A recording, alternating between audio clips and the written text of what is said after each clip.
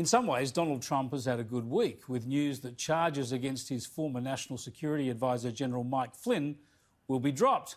This surprise move has thrown the focus back onto the Obama administration's actions in setting up the so-called Russiagate investigation, leading to the Mueller inquiry that amounted, of course, to nothing. Now Trump and his supporters are on the attack, referring to this scandal as Obamagate. We'll hear more about all that in the election campaign, no doubt. But for now, the US president is consumed by the coronavirus pandemic and trying to get it under control. This is a time when people want to see calm authority. And his press conference earlier today in the Rose Garden finished in an awkward and testy fashion.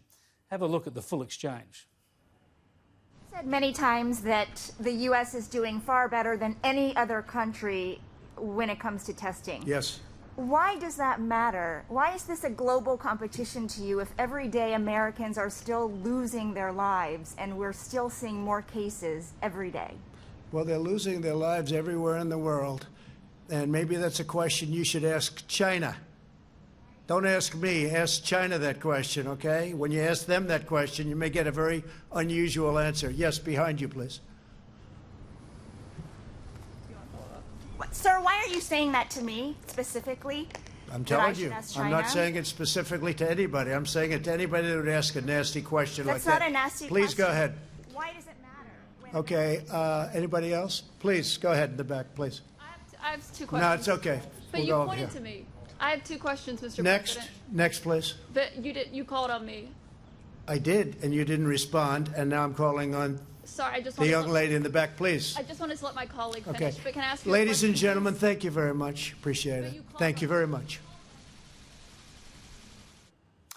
And off he goes. Now, the Trump derangement mob are shouting racism as if you can't mention China when speaking to Asian American journalists. That's kind of strange, considering how often Trump mentions China when speaking about this virus.